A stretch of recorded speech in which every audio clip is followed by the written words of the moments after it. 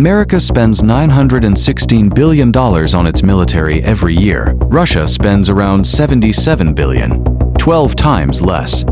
America has 11 nuclear-powered aircraft carriers cutting through every ocean on Earth. Russia has one, and it hasn't been operational for years. America fields 13,000 aircraft. Russia fields less than 5,000. By every number on paper, this shouldn't even be a contest. So if war broke out tomorrow between the United States and Russia, America wins easily, right? Not even close. Let's start with what America actually has. The advantage is real, and it's enormous. The United States Air Force operates over 800 fifth-generation stealth fighters, F-22s, F-35s, aircraft that can disappear from radar, strike with precision, and return before the enemy knows they were there. Russia's answer is the Su-57. They have about 24 combat-coded, a handful. At sea, America's 11 carrier strike groups are floating air bases capable of projecting power anywhere on the planet within days. Add NATO into this equation and the imbalance becomes staggering. 32 nations, 3.4 million active soldiers, 22,000 aircraft. Russia, facing all of this, looks outmatched in almost every category. Almost. In 2018, Russia's Kinzhal missile entered service. It can travel at Mach 10 times the speed of sound. At that velocity, a target 1,000 miles away has approximately 6 minutes to respond. 6 minutes to detect, track, calculate, intercept, and destroy an object moving faster than a bullet, one that can maneuver. Is it invincible? No. America's Patriot and SM-6 systems have intercepted comparable ballistic missiles in combat. But intercepting one is not the same as intercepting a salvo of dozens, and Russia has dozens. The real danger isn't invincibility, it's compression. 6 minutes is not enough time to decide, not really. It's enough time to react on autopilot. An autopilot in a nuclear crisis is exactly what you don't want. Russia's Zircon hypersonic cruise missile was designed specifically to sink aircraft carriers.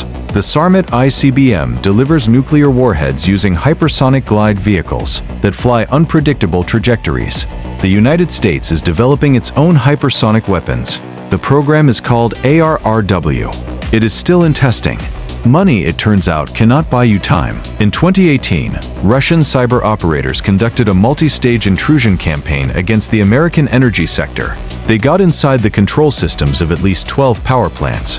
Not to destroy them, not yet. To map them, to understand exactly how to turn the lights off when the order comes. America responded. In 2019, United States Cyber Command planted malware deep inside Russia's electrical grid, code capable of disrupting the entire system, sitting dormant, waiting. The Kremlin called it an act of war.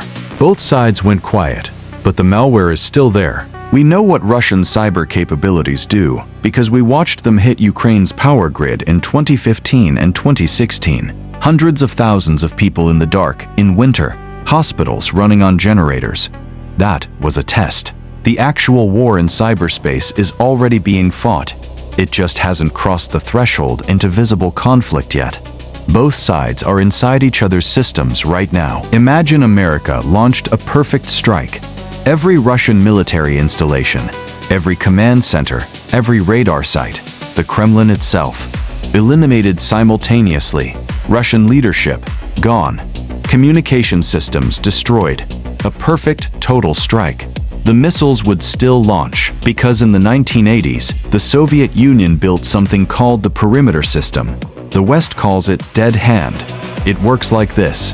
If sensors detect nuclear explosions on Russian soil, if communication with leadership is severed, if certain thresholds are crossed, the system activates. It launches an automated command aircraft that broadcasts launch orders to every surviving missile. No human required. Kill every Russian leader simultaneously, and the missiles fly anyway. Russia currently holds approximately 5,800 nuclear warheads. About 1,600 are deployed and ready. But those are the strategic weapons, city enders. Then there are tactical nuclear weapons, smaller, battlefield usable, designed not to end a civilization but to win a conventional battle. Russia holds an estimated 2,000 of these. The United States has roughly 200, most in storage, 10 times fewer. And since Russia suspended the New START treaty in 2023, there are no binding limits on any of these weapons. Here is what defense experts identify as the most likely way a nuclear weapon gets used in a future war. Not as a last resort, not in retaliation for an existential threat, but to send a message. A single tactical detonation, not civilization ending, just large enough to say, "We will go further than you will." And here is the historical proof that this is not paranoia. In November 1983, NATO conducted a military exercise called Able Archer. It simulated a coordinated nuclear strike on the Soviet Union. The Soviet Union believed it was real, but why? Because the US had just deployed Pershing II missiles in Europe, missiles that could reach Moscow in 6 minutes. The Soviets couldn't tell the difference between a drill and a genuine first strike. For 11 days, Soviet nuclear forces were on highest alert. Missiles prepared for launch. No one decided to start a war. A training exercise was misread as the real thing. That was how close it came. And now every missile, every cyber weapon, every tactical nuclear warhead, every automated system, all of it orbits a single location most people have never heard of. 40 miles of land in northeastern Poland. Find it on a map and you almost can't see it. A narrow corridor between the Polish city of Suwałki and the Lithuanian border. 40 miles wide, mostly farmland. Military analysts call it the Suwałki Gap. They also call it the most dangerous place on Earth. On the western side sits Kaliningrad, a heavily armed Russian exclave, bristling with missiles, aircraft, and tens of thousands of troops completely cut off from mainland Russia. On the eastern side sits Belarus. Russian forces operate freely there.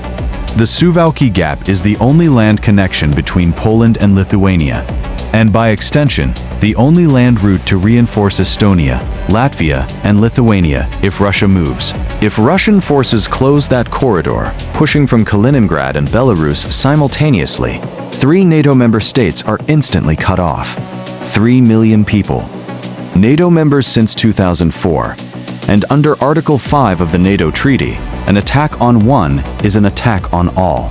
32 nations, legally obligated to respond, against the world's largest nuclear power. Defense analysts believe Russia could be ready for this scenario by the late 2020s. That is not a distant future. That is a deadline.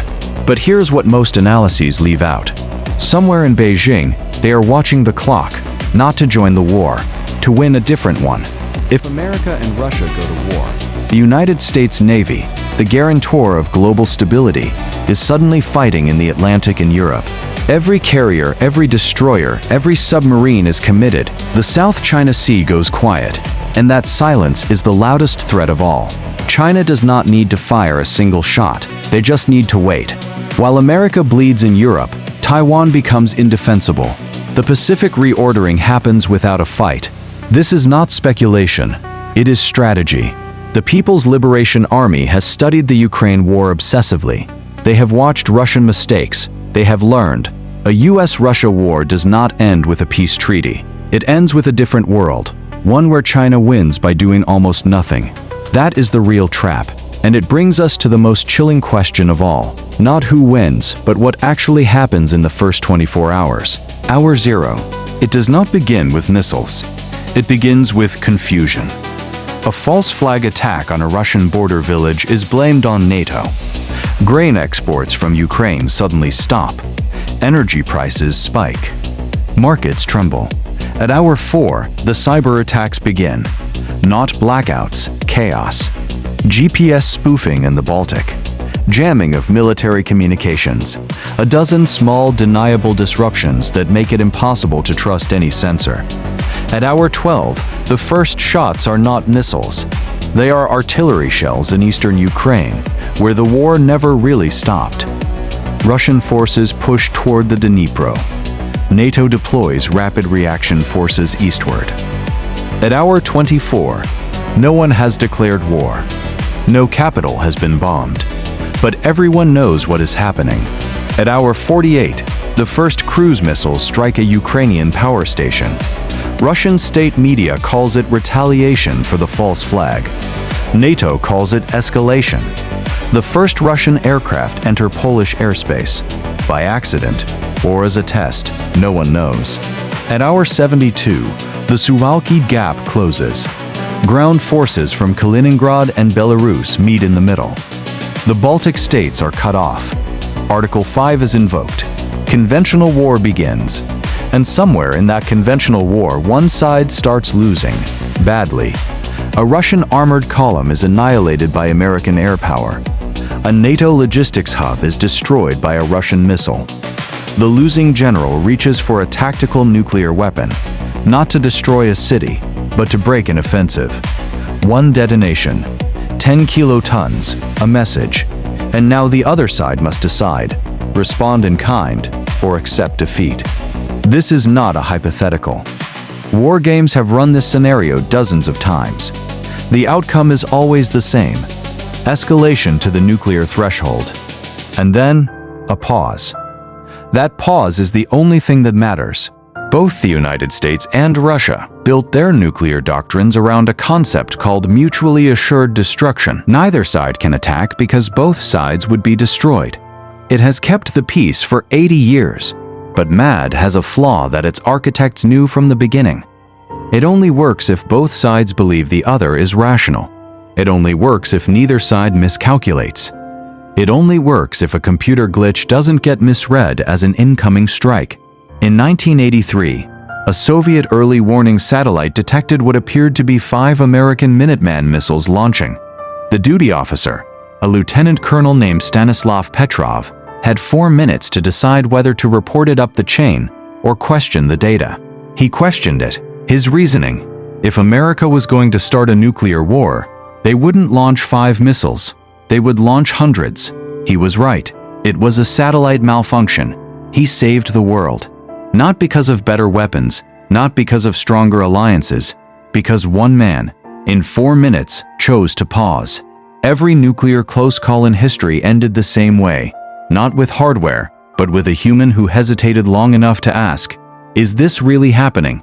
The question is not who wins if America and Russia go to war tomorrow. The question is whether, in the middle of a cyber blackout, during a conventional war, with tactical nuclear weapons on both sides, with an automated launch system waiting for the right sensor readings, with leaders who have 4 minutes to decide, whether someone pauses. That is the only variable left that matters. That is what stands between today and the end of the world as we know it. Not missiles, not budgets, not aircraft carriers. One person, 4 minutes. The willingness to ask, are we sure?